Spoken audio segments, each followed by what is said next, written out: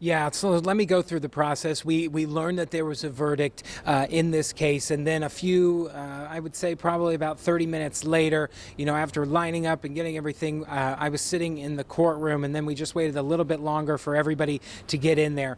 Once that happened, all the families arrived, everybody got seated, and then Judge Gull brought in that jury. The jury entered with what appeared to be their personal belongings, because they are now going to go back to Fort Wayne, where they lived and where were picked. After that, she said, asked, have you guys reached a verdict? Each of them, the foreman said yes, and then she read the verdict out loud.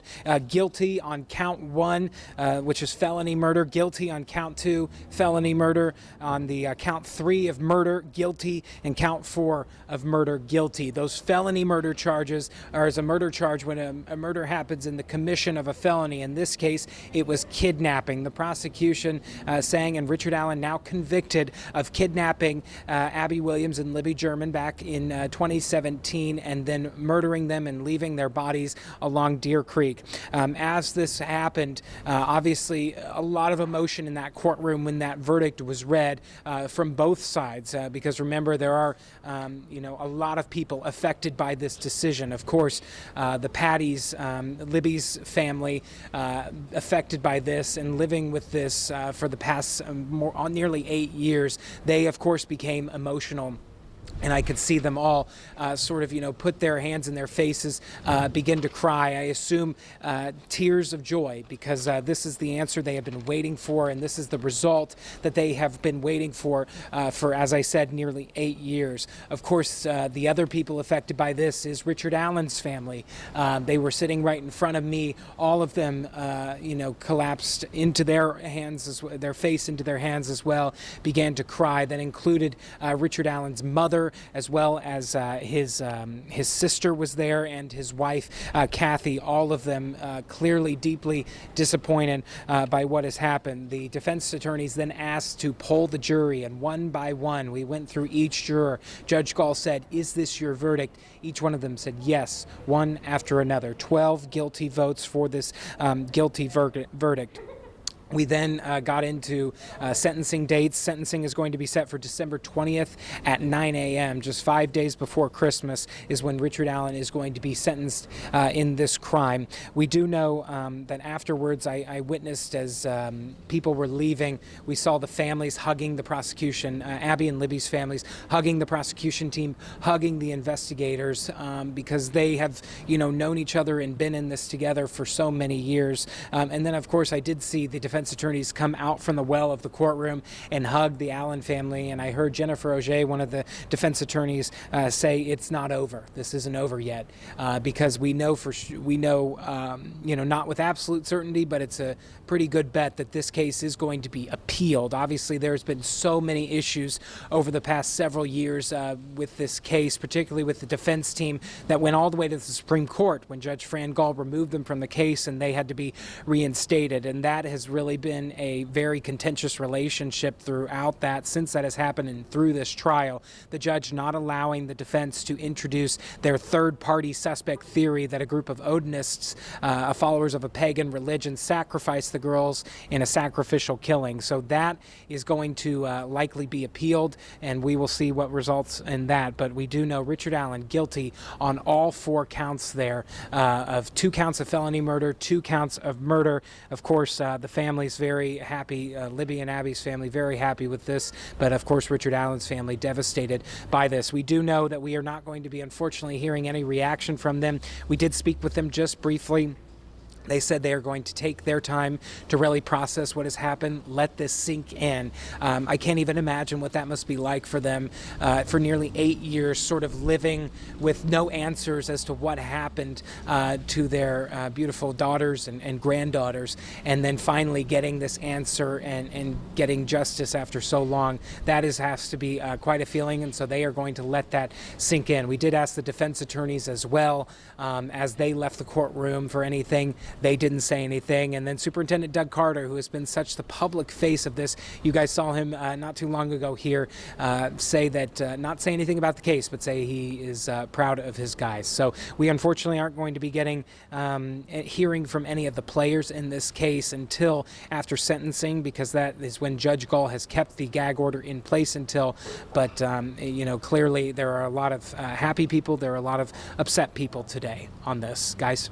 Yeah, I can imagine there is a lot of relief among the family of both girls, although no verdict brings Abby Williams and Libby German back today. So that is something that we want to keep in mind. Max, I know that you have been in the courtroom for this verdict, but I'm wondering if you could paint a picture for us of what it's like still outside of the courthouse. Are you still seeing gaggles of people? Are people still coming and going from the courthouse? What are you seeing from your vantage point?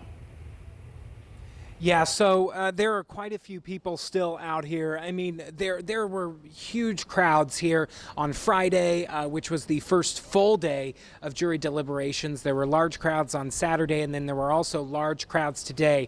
As many people probably know, this case has drawn a huge amount of interest from across the nation, really across the world. There are outlets here from across this country and across the world here, media outlets that are here covering this case because of the interest that it has drawn. And it's also drawn a huge amount of following and interest on social media. So there have been people here, some through the duration of this entire trial, who have followed this case so closely and have had such a vested interest in this case. So there are still a lot of those crowds here. Obviously, just a lot of members of the press who have been out here and have been covering this case. But still quite a huge presence, huge law enforcement presence here. There were a lot of police officers, sheriff's deputies in the courtroom when that verdict was read, and there have been just a lot throughout this entire trial. Obviously, there have been a heavier law enforcement presence over the past few days because this verdict could have come at any time, and it is, it is very divided. I think, as we've talked about, there are a lot of people who believe that Richard Allen is innocent, and there are a lot of people who believe Richard Allen is guilty. So there are two major camps there. Obviously, he is now guilty of the murders of Abby Williams and Libby German, but of course that is going to be, we believe, appealed at some point. But yeah, huge crowds still here, and I expect there will be throughout the rest of the night, guys. Max Lewis reporting there live outside the courthouse. Max, you've been there throughout this trial. And certainly there have been moments where things look better for the prosecution or better for the defense, according to the attorneys and legal experts that we spoke with. What did you get a sense from people who were observing this trial throughout, if they felt strongly one way or other? Obviously, you're there with people from both camps, the family of the victims, Richard Allen's family, and certainly throughout the course of this trial, and not just this trial, but this entire legal process, there have been so many ups and downs and twists and turns throughout.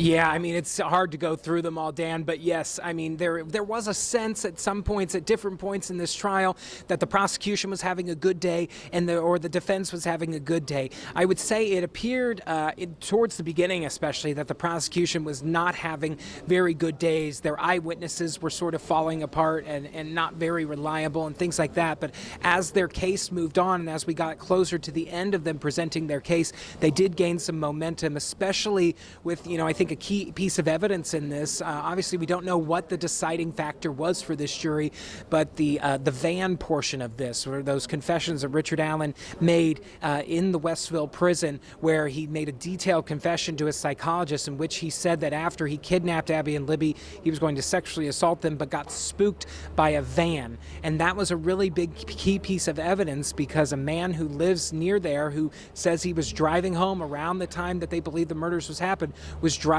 a van. And so, the defense really struggled to explain that away. And I don't think they really hit on it much when they presented their case. Of course, they had some good days as well, especially when they were trying to discredit the confessions and, basically talking about how Richard Allen was living in horrible conditions and was staying in solitary confinement. So both sides had some good days. I think it sort of was a real back and forth as this trial was going on. Some days I remember thinking, oh my gosh, how is the prosecution going to recover from this? And same for the defense. But clearly the jury sided with the prosecutors, thought that they made their case and thought they proved beyond a reasonable doubt that Richard Allen was guilty of murdering Abby Williams and Libby German.